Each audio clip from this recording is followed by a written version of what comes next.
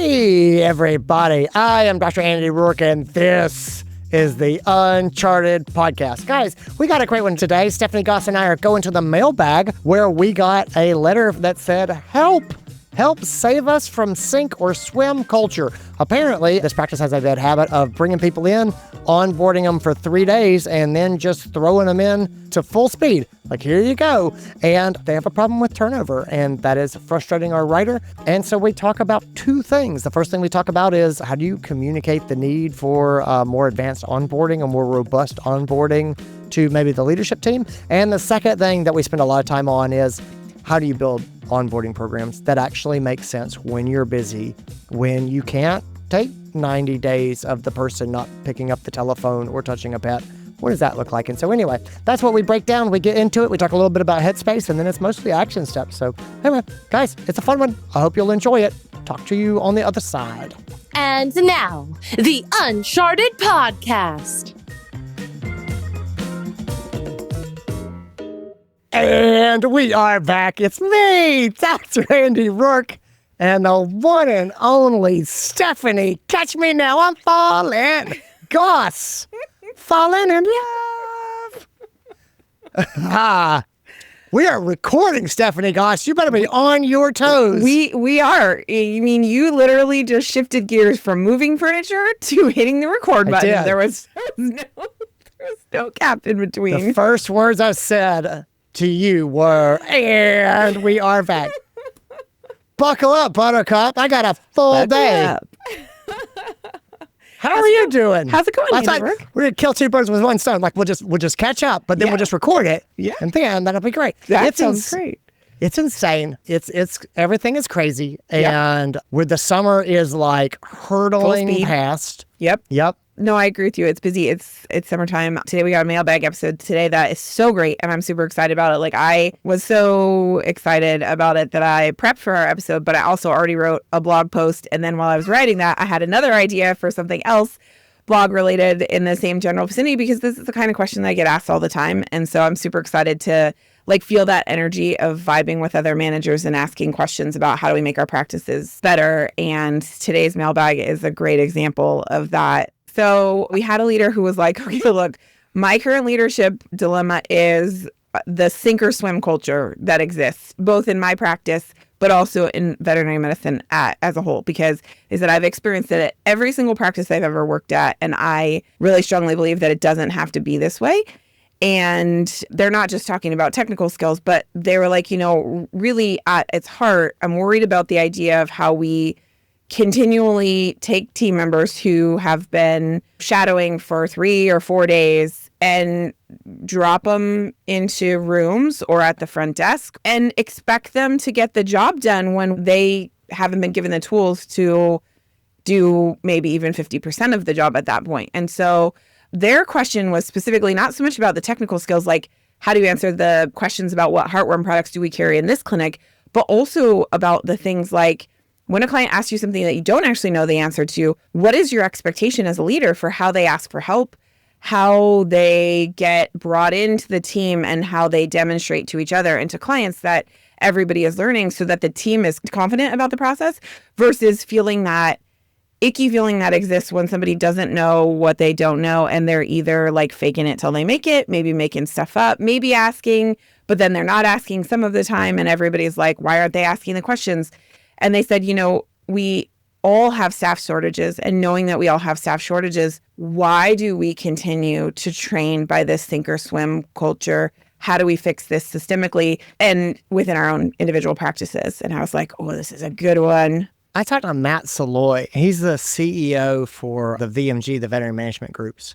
And I was talking to him about a piece that he had written recently, and it was about sort of not rushing to just embrace change for the sake of change. And so he's got some concerns about the new vet schools that are coming out, right? So we've got like 15 vet schools in the pipeline. Now, just for those who don't know, we've got about 33 or so now. There's like 15 coming. So you're like, boy, that's a significant increase. And so I was asking him about it, and I was like, what do you think that we need a greater production of veterinarians?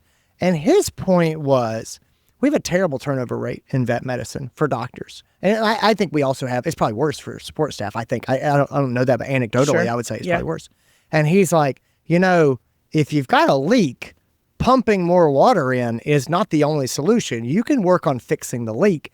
And so I've just been thinking about that recently. And as I look at this and that sink or swim onboarding, that is part of the leak, right? Like there's a pretty significant churn when we throw people in and they make it or they don't.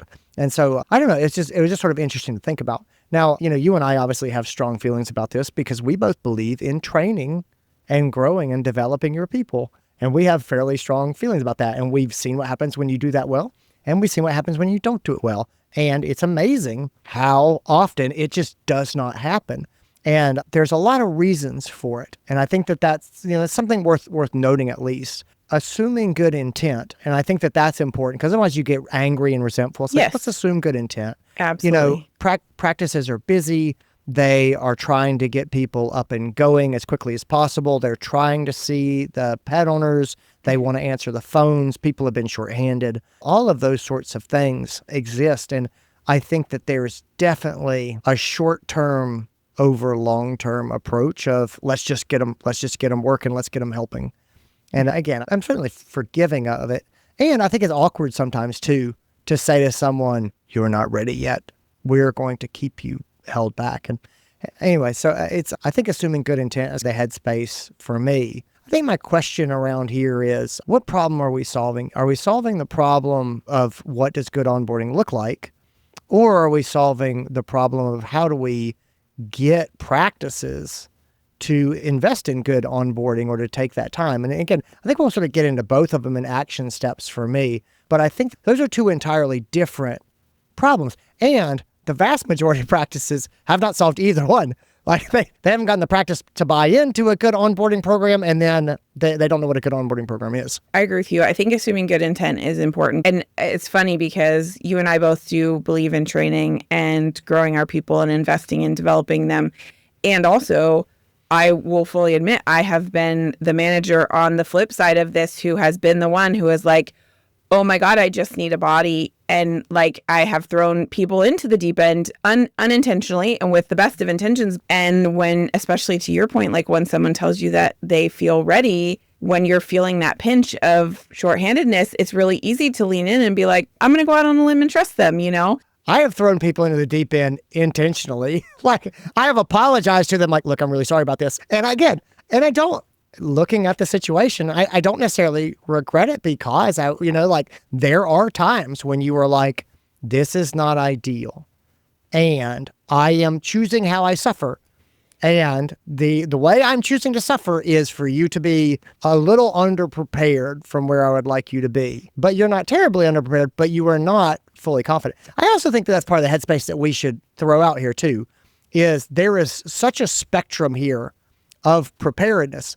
There are vet students who would stay in vet school for 8-10 years if they could to feel prepared. I mean, that is true. Now, granted, this person's like, boy, we have a 3-day onboarding.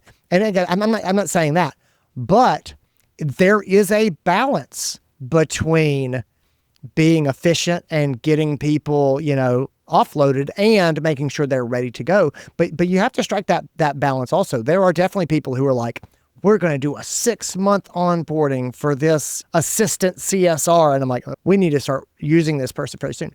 The other thing, when you talk about learning and development, there's this sort of idea about how people learn, which I really like. They call it 70-20-10. And the basic thing is, if you're going to talk with like adult learners, the best learning strategy, according to this, is 10% of the learning should be didactic. It's being lectured to, it's reading your textbook or reading a manual or reading whatever protocols, but it is, you're going to sit, you're going to read this, but that's about 10%.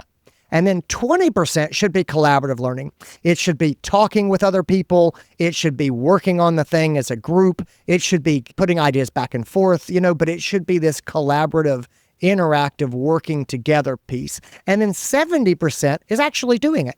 70% is going into the room, working, saying the words out loud, refining what you say, answering questions, and then going back and filling in your knowledge. But it's basically you by yourself working to gain proficiency. And I've seen people screw this up all the different ways. I think the best, most beautiful onboarding is a mixture of that didactic, that collaborative, and then they actually doing the thing. Right. And I don't know that you have to put doing the thing at the end.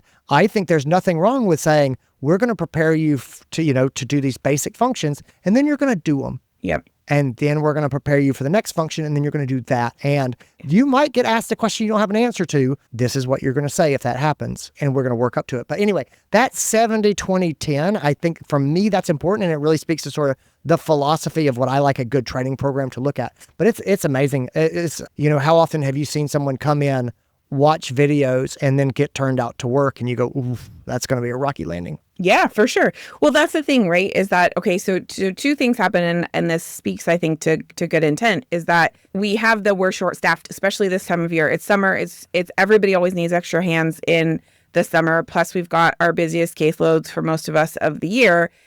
And that often can become an excuse to skip the good processes. Like, let's just get them help. Let's get people in there. We're hiring competent people. We're hiring people who have experience. Like, surely we can just let them loose.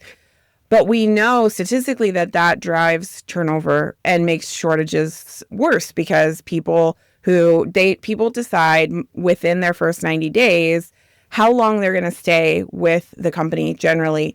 And I don't mean like they have their 90 days and they're like, I'm going to stay for 10 years with this company. But the first 90 days for somebody is make or break on both sides. And so it's the idea that you can't take back a first impression is true. And so I think that we need to look at that piece, but also the first 90 days help generate the confidence that they feel in their role, like foundationally from that point forward. And so when we think about it, assuming good intent at a human level, most people want to do a good job. Like, I don't know that I've ever hired anybody who's like, oh, I want to come in here and do a crappy job, right? And so this is where, as leaders, we have to look at the fingers pointing back at us and say, how did we set them up for success? And a lot of times we have failed because we have struggled with giving them the training, providing the clarity, giving them the support.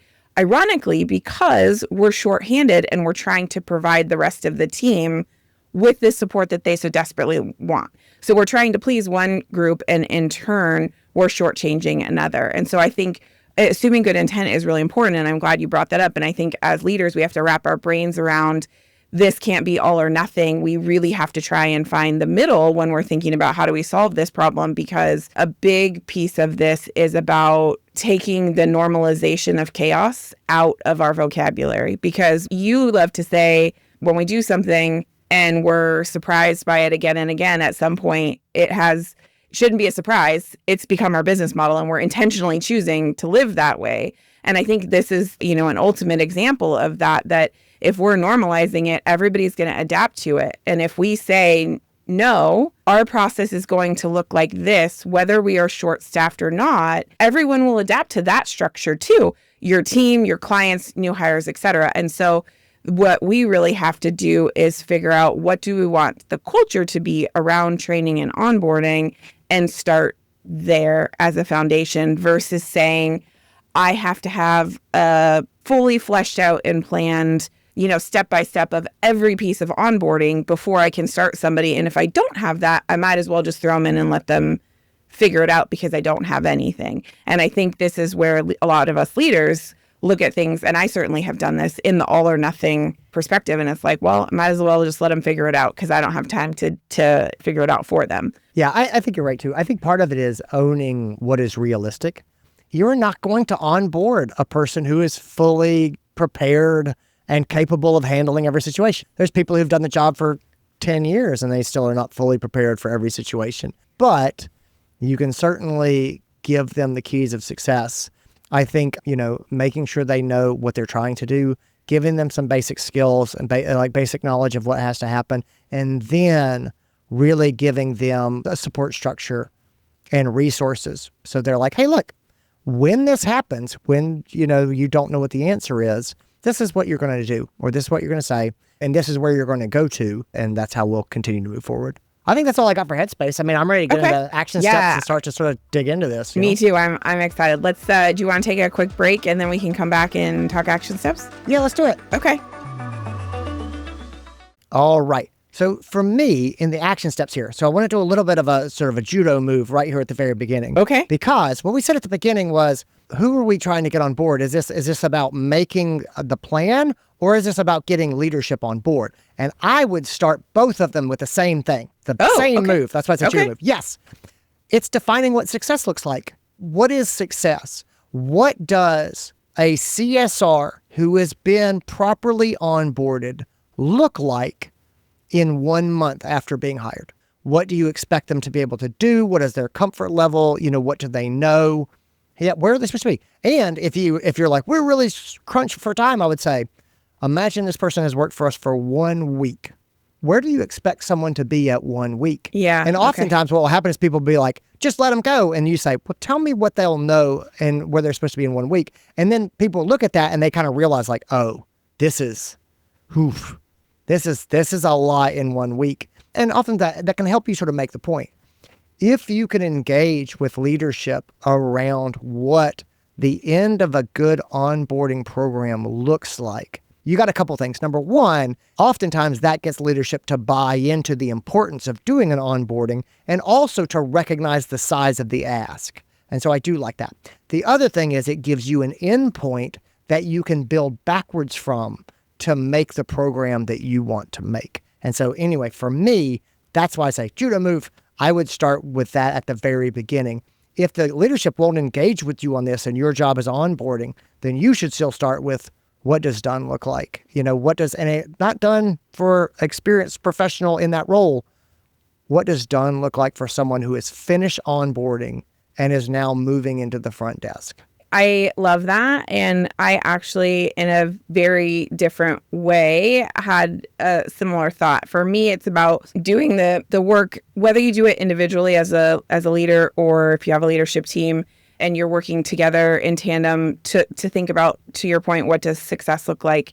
And the questions that I would look at, what are we currently doing? And so when I start with like, okay, if a technician is in an exam room alone, what is the expectation for what they know in that room? When I say somebody who is okay handling clients or is someone who's left to answer the phones while they're covering for lunch, what do they need to know? Because to your point, what does that success look like? And then work your way backwards, but look at it through the lens of what are we currently doing and where would we like to be? So maybe current state is, well, the last person we hired, we didn't have any, like maybe your CSR had to quit unexpectedly and you had nobody at the front desk. So you hired somebody and you turned them loose day one because there was nobody else to cover. You had no other choice. So I think part of it is saying, okay, if this is where we are, where we've been, where do we want to go so that you can, like you said, define what that success is going to look like and then be able to work your way backwards and answer some of the questions like, what would I like the shadowing process to look like? How long does that last? Like, when do I have the expectation that they be able to handle tasks on their own? Because I'll tell you, there's times as a leader where I've even done the thing and I'm like, oh yeah, surely like a week or so of working on this and they should be able to handle it themselves. And then when I actually like sit down or I talk to my CSR team and I'm like, yeah, do this, give them a week. And they just look at me and they're like, do you know how much is involved in that process? And even though I was a CSR and I do know it, when you're not doing it day to day, it's really easy to forget how involved some of the jobs actually are. And so thinking about what does it actually take to do this job well, and then how do you help decide and who helps decide what ready means? Like they could tell me that they're ready, but like I said, that may not actually mean they're ready. I could say that they're ready, but if I'm not a good measure, if I'm not a good yardstick for that skill or that task, then how am I going to know that they're actually ready? So I think those are some of the things that you have to look at and look at it through the lens of your current process, because that gives you a starting place. And then if you know where you want to end, like you said, what does success look like? You have now the ability to say, this is where we want to be. How do I work backwards to get to where we are today? I think being ready and being confident are two they are two fully independent variables. And so there's people who are not ready, but they are confident. Yes. And there's people who are more than ready, but they're not confident, they're insecure. And so you have to sort it out. The other part I would say in putting these things together, I'm a big believer in building training in a modular way, which is what tasks can we bundle together and get them trained on and get them doing? And then let's add the next bundle and then add the next bundle. And to me, that's how you can start to leverage this person, because I understand the desire to get the person going. The other thing too is it's unrealistic, I think, for most of us in practice to do an 8-hour training day for someone for multiple days. It's just, you have to have a person who their only job is training this person, which is not realistic. Well, and also for the learner, it's not realistic. Like, it's exhausting to think about trying to absorb information for 8 hours straight. I mean, your brain would be mush. It's just not how you do it. And so having a plan of, we're going to learn some basic things, and then we're going to practice these basic things together. And then you're going to do some of these basic things with supervision. And then you're going to just handle this. And then we'll teach you the next packet of information. And I think that that's really key. So again, we picked up on like a CSR, but I don't think we're necessarily talking about CSR. I mean, for our CSRs, this is answering the phone and booking an appointment. So basic customer service skills, answer the phone, book the appointment. If they have medical questions, then, this is what you're going to do. And then we'll sort of work through that. If this is if this is an assistant, a vet assistant, we're going to work on some animal handling, and we're going to get safe working with animals.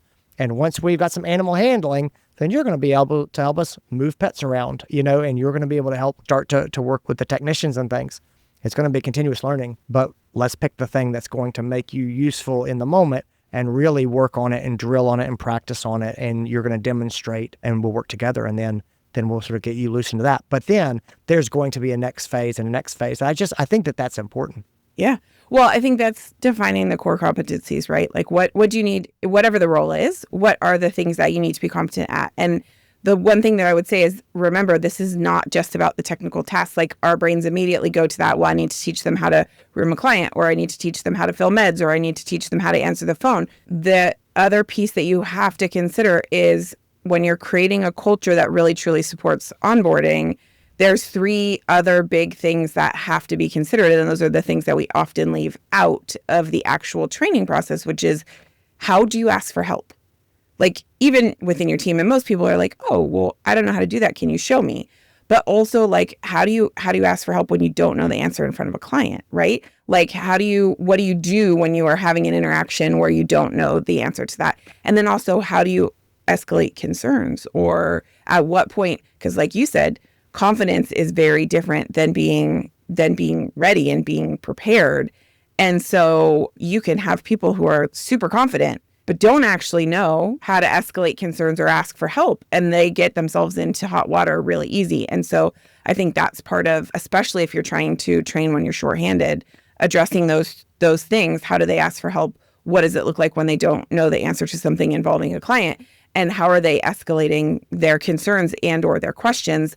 Those 3 things have to be a part of the onboarding process for it to be successful. I think you're spot on. So I really like that. I really sort of make the competency approach to training. And I think most people that are doing training, or they have pay scales or, levels of assistant or technician and stuff, I think people have kind of got this idea. But I think you need to sort of ideally get down to that level of, these are the competencies that we're building. The other thing that I would sort of throw on to these types of things are, again, I'm a big believer in role play and practice and doing the thing, especially around customer service. And like, it costs basically nothing to have the manager say, great, I'm going to call you on the phone. And, this is what I'm going to say. I make it a little bit silly because people relax, but then they do it. And so my favorite thing, this is so stupid.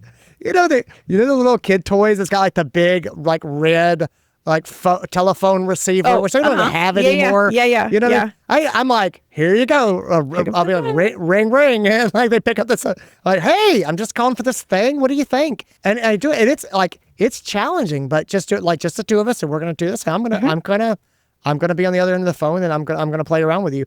And I try not to take it too seriously because it'll make them just freak out and everything. But we're going to do this a number of different times, and I'm going to give you the easy mode and then medium mode and then hard mode. And we're going to practice getting off the phone and stuff like that. And people go, oh, that's a lot. It's not. I mean, honestly, if you and I sat down and I would make a little list before I went in of, yes, these are the things that this person is capable of doing. I'm going to run through these things. And then I would make up the things that they might run into that they're not prepared for. And I'm not trying to catch them. I'm definitely not trying to make them feel bad. Right. You're trying to help. You're helping. I'm trying to help them. Exactly. And just sort of give them that. but it's a very low stress environment. It's just the two of us. And I'm like, hey, this is what I'm calling for. And so I just think that's really important. The other thing too, just to remember, and I think so many people get this wrong, it's so easy. For God's sakes, remember how we train simple animals. And people are simple animals. I don't care how many degrees you have.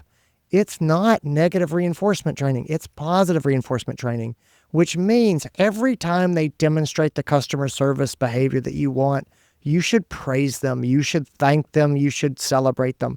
And so I just imagine a training where, someone makes you role play on your second day and they're like, great, we're going to role play this. And then you do it and they're like, okay, well, this is what I'd like you to do differently.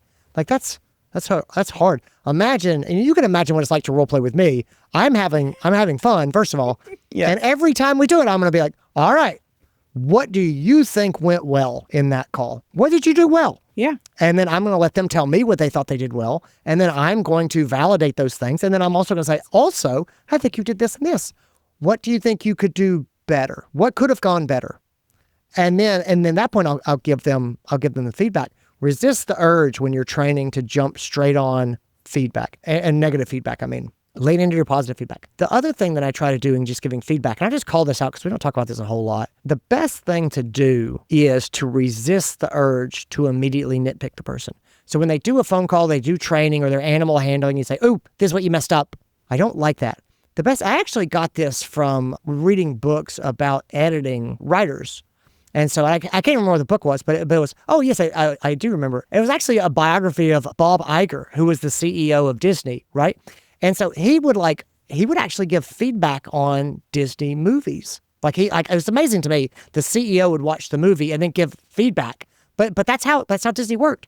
And so he said, what he learned about giving feedback to creatives is you have to resist the urge to say, well, this was wrong and I didn't like this and I didn't like this. He said, if you do that, you end up looking petty and you make people defensive. He said, the first thing you want to do is step back and grade the overall performance and say, this was big, this was good, I liked how you did these things. I have a couple of smaller notes, and then you go into the little things of, I would change this point or maybe do this specific thing differently. Mm-hmm. And I thought that was really important. And the justification he gave for it was, he was like, until he was working with creatives at this level, he didn't understand how much their art was like interwoven with their identity. He's like, you're critiquing this person's soul. And so for God's sake, don't grab that sound familiar? Veterinary medicine? I know. And that's exactly why it stuck with me. Yeah. I was like, yeah. Oh, that's a really good point. And it's been some time since I sort of read this and processed it, but I have held on to that point because when I give people feedback, especially on something that they're working hard on, they're trying on. I mean, if I give feedback to a veterinarian on working with a client, buddy, they have a high probability of becoming quite defensive because people want to believe that they are great in the exam room. They want to believe they're a good veterinarian. And if you just say, well, I don't think you're doing this wrong, they can take that really, really hard. And so it's so much better to go ahead and give them overall feedback on their presentation of themselves in the exam room and then say, these are things I think you do particularly well. I think the areas for improvement I want to work on are 1, 2, and 3. And again, that tends to land much, much better. And then obviously we transition to areas 1, 2, and 3, and we follow through. But anyway, that's just a general note on training and coaching that I feel like most people don't ever get. It's so interesting, so much of what you just said. And there's 2 big pieces that I want to go back to. One is I love the what's going well, like what went well, and where are areas of opportunity, what's the even better yet. Even better yet, next time I'd like to try X, Y, and Z. It's not about I did it wrong. It's about I want to try something different moving forward, right? And that could be because you feel like you need different support, more support, because you felt stuck somewhere along the way. Like, felt really good about this part, and then I kind of got stuck here, but then I, wrapped it up here. It gives people the opportunity to kind of frame things in a positive way. But I love the idea of looking at training the team and also giving feedback from a perspective of adapting it versus waiting for the mistakes to happen and then criticizing the mistake, right? Is like, how do we look at this as a whole and think about how we want to improve it? Versus this thing was wrong and here's making someone feel like they need to change as a result, or that they feel overly criticized. And it's funny because I just had this conversation with a leader. I'm working with a practice that's fantastic. They actually have a couple of team members who used to be practice managers who took a step back from leadership and now are a part of the patient care team or the client care team. And I was listening to a phone call and the practice owner had sent it to me and they were really fired up because they were worried. And they were like, I listened to this phone call and all I hear is them turning someone away from the practice and not getting the client taken care of. And I just am seeing red and I need some help like wrapping my brain around it. So I listened to the phone call recording and it was so funny to me, Andy, because my perspective, I was like, I hear them saying that they're angry, but I don't understand what they're saying because what I heard was a CSR who was answering the client's question. Now, they may not have been answering it the way that we wanted them to, but they were giving great customer service. They were kind. They were compassionate. They got them taken care of. The client was asking a question about whether the clinic saw walk-ins, and the way that the CSR answered the question was, well, no, we don't see walk-ins. What is going on with your pet? And when they found out what was going on with the pet, and the client said, this is my schedule. I just need to be able to come in somewhere. And they said, well, we don't offer that, but here's who does offer that nearby. Let me get you their contact information so that you can call. And I was listening to the call and I was like, here's someone who is actually giving good client service and who is answering the question, who's pleasant, who's kind, who's going above and beyond to give a referral to another local practice. Now, I totally got it because the practice owner was like, but they're referring clients away from us. And I was like, okay, but that's an easy fix.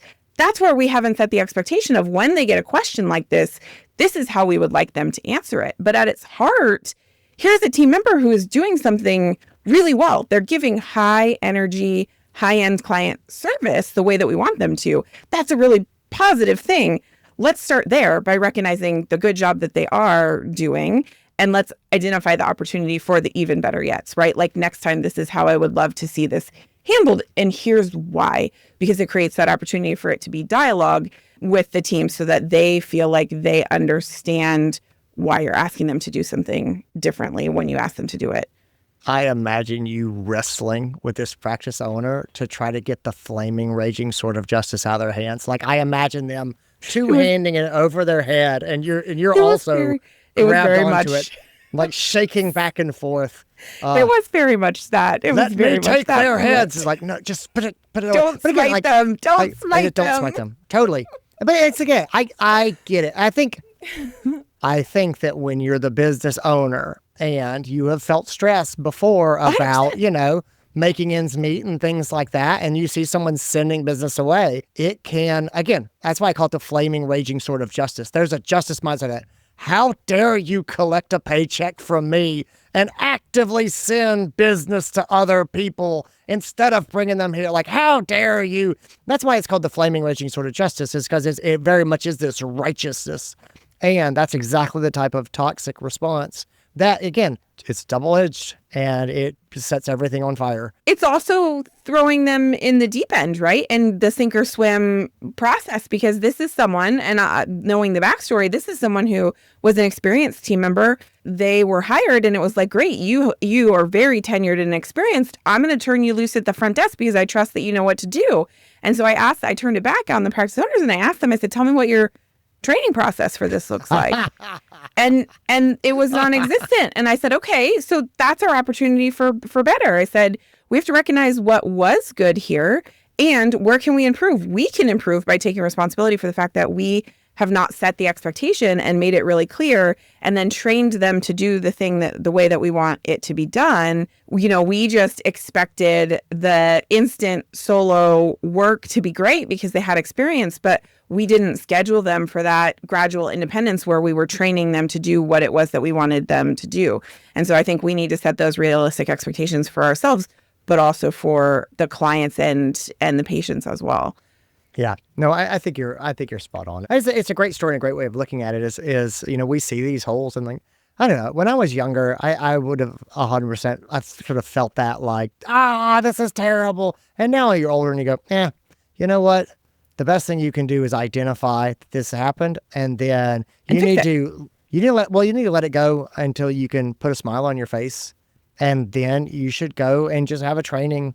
Yep. And I wouldn't even talk about it. I would just be like, hey guys, we're going to work on what happens when people call and they have an emergency. Yeah. And then we're going to do it when people ask if we take walk-in appointments. And this is what we're going to say. And let's talk about it. And bam. And those are two. Honestly, you could do those two things in one session. And then, I like to have play sessions where we come back together and be like, great, I'm going to ring, pick up the phone, and we're going to see what happens. And let's all watch and just sort of test them that way. But that's very doable. I understand the emotional reaction, but for goodness sakes, don't go out there and talk to them in that headspace. That's just bad news. The last thing I think for action steps for me, especially if you're in the shorthanded chaos, is to acknowledge with your hires that this is a work in progress and set them up for realistic expectations and make them a partner in it. And so for me as leader, it has gone really, really well when I've been honest with the team members of, look, we are shorthanded. And so it's less than ideal. And there's probably going to be days that you get asked to do things that wouldn't be my preference for somebody in their onboarding process. And this is where it's the making them a partner in it. I would love it if you could, two of my favorite things to ask them is write down all of your questions. There's no dumb questions. If you ask a question, if you get asked a question by a client, write it down so that we know what pieces do we need to include in our training moving forward. So that helps you with getting your ducks in a row and figuring it out as a leader. And the other is I ask them, when you get told different ways to do things, the same task by different people, write it down. I don't care who's telling you what. It's not about blame. It's about where are the gaps in our processes and where can we get better, and having them be the active partner in collecting that information for you. You then have the ability to come back to them and say, I'm sorry that this piece was so messy. Let's get you some answers. Let's get answers for the team as a whole. And then that can turn into team meetings and discussion. And that's the ongoing part of the process, right? It's like we started here and now we're working our way closer to that end result. It's not going to happen overnight, but they can be an active participant if you ask them for your help. And so I think action steps wise, like setting them up for success and being honest and a little vulnerable if you need to, and say, this is not, this is what the reality is. And then this is how I'd love your help in making this better because I want you to be successful. I don't want you to feel like you're sinking or swimming. Like this is not what I want. And I need you to be an active participant in that so it doesn't happen. I think you're spot on. I think that people are probably wary about having the conversation with the new hire and saying, your training is probably not going to be perfect, or it's not going to be fully complete, or there's going to be things that you don't know. And this is going to be a process. It's funny. I was doing an interview for the Cone of Shame podcast yesterday with a veterinarian who had published this research in JAVMA. And it was around medical futility and the impact medical futility has on technicians. And so the basic idea is medical futility is sort of hard to define, but basically it's the idea of you're doing something that is not going to work and it's not going to work.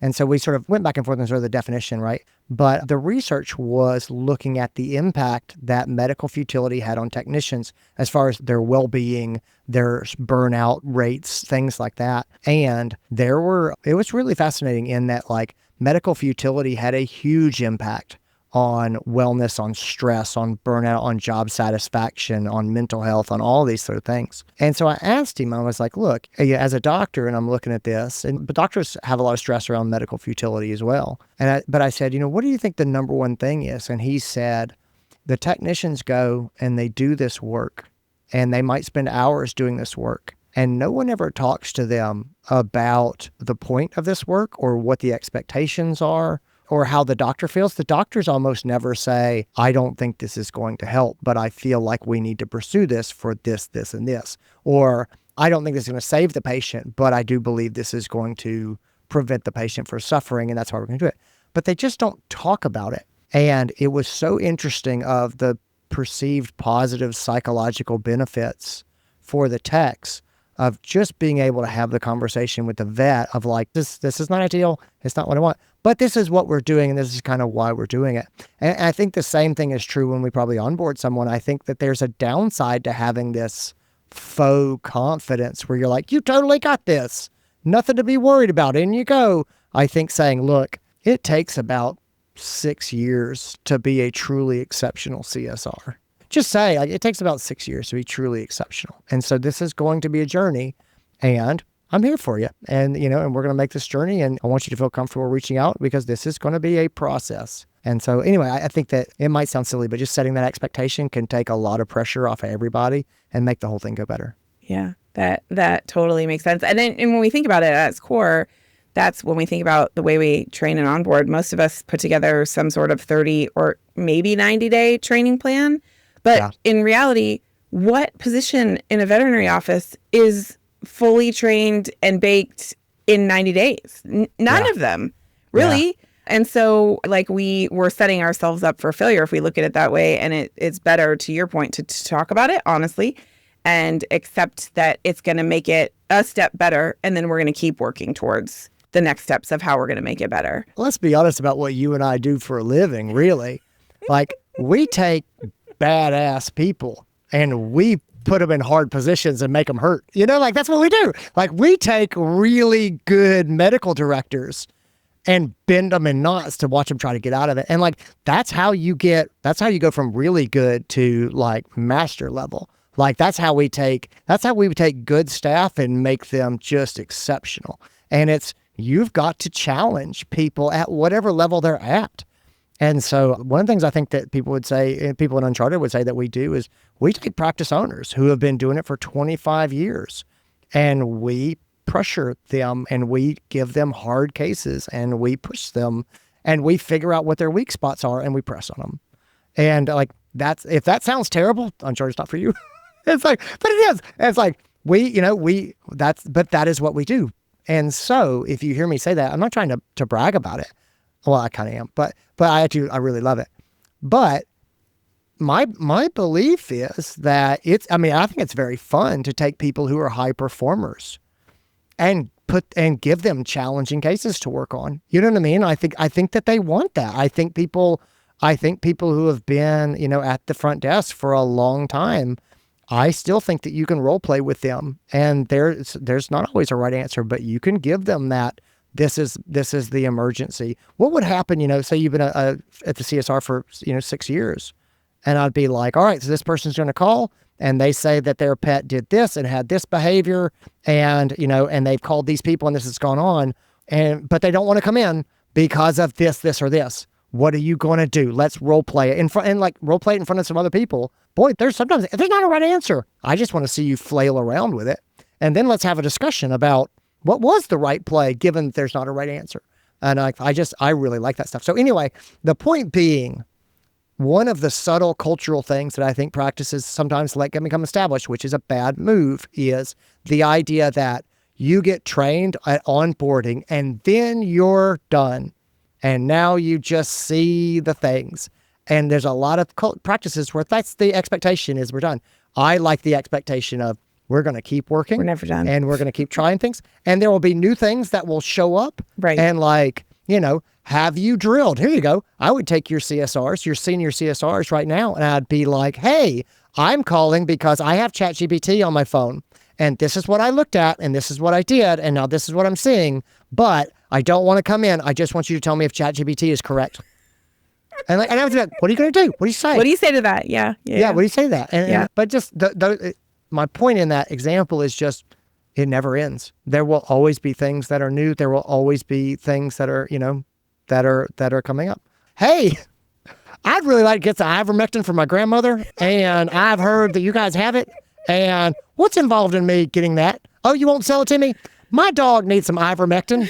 How do I get that? And let's role play it. Let's role play it. But anyway, I know that's silly, but also that's how you make dynamic front desk people who are great. And the exact same thing is true with your technicians and your assistants and stuff. It's just, I believe, I'm a lifelong learner. I believe that you can take really smart people and give them really challenging situations to deal with and then break it down and say, what do you think went well? What could have gone better? Do other people have thoughts? What went well? What did you guys see? What could have gone better?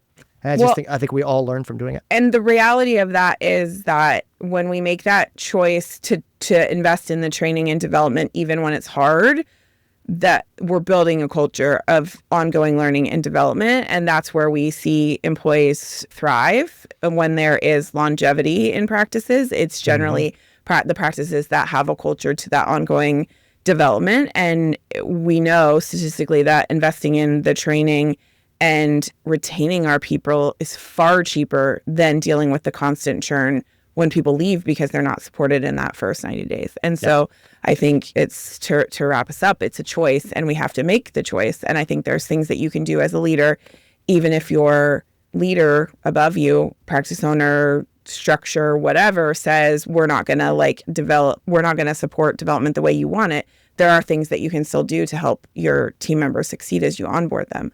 But ultimately, we know that the practices that are more successful are the ones that are taking the time and dedicating it to working on the business up front and not just in the business. Yeah, absolutely. Well, thanks for talking through this with me. Yeah, this one was fun. I hope it was helpful to our writer. Have a fantastic week, everyone. Thanks, everybody. Take care, gang. Bye. And this is The Other Side. I said I would talk to you on the other side, and here I am. Guys, thanks for listening. I hope you enjoyed it. Guys, if you have a question for us in the mailbag, send it to us. The email address is podcast@unchartedvet.com. That's podcast@unchartedvet.com. And we are happy to take your question and would love to give you our thoughts. Anyway, gang, take care of yourselves, guys. Talk to you later. Bye.